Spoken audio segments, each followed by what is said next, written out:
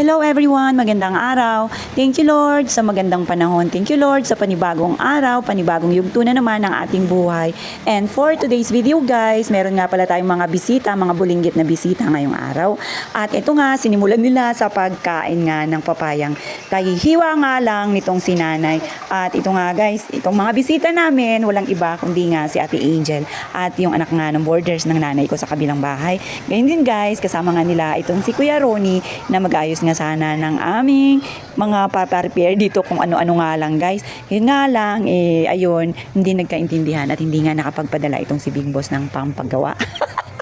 Saklap guys, dahil nga itong si Big Boss talaga namang napaka-busy at nakalimutan niya nga siguro.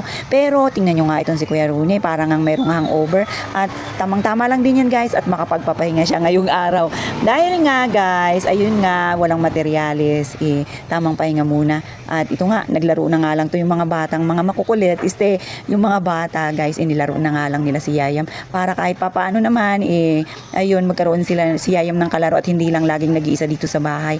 At thank you Lord na rin. At ito nga guys, meron na naman bagong hinog na papaya itong si Nanay. Yun nga guys, yung mga papaya natin na nakuha nakaraan sa puno na talagang sumuko na guys dahil nga maraming tubig at yun nangamatay. At buti na nga lang, inapahinog pa nga natin yung papaya, yung mga papaya at yung mga bunga niya guys, I mean. At ito nga, samahan natin si Nanay sa pagbabalat. Sabi ko nga kay Nanay guys, ipunin niya yung mga buto para may pangtanim na naman kami. At buti na nga lang, napansin nga ito ni Nanay na may hinog na naman nga pala dito.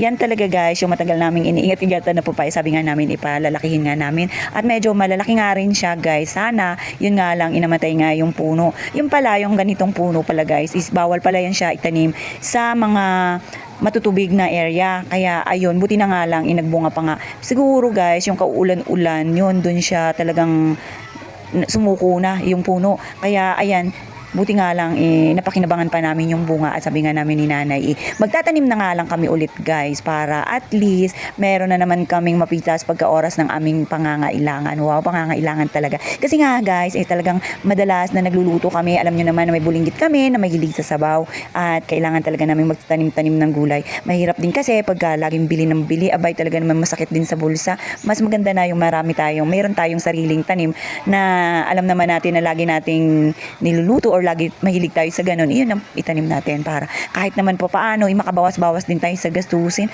Ang hirap ng buhay ngayon guys, my God, lalo pa sa mga bills. Naku po, tambak tayo sa bills ngayon guys, lalo pa ngayon magpapasko, hindi natin alam kung saan natin kukunin yung ating mga pambayad. At ngayon nga pala guys, yan, habang hihiwa si Nanay, nag-i-slice ng kanyang papaya, tingnan natin dito guys, tingnan nyo nga yung mga taong gumagawa dito sa kalsada, sinesemento na nila yan guys. Salamat naman at wala ng putik dito sa paligid natin.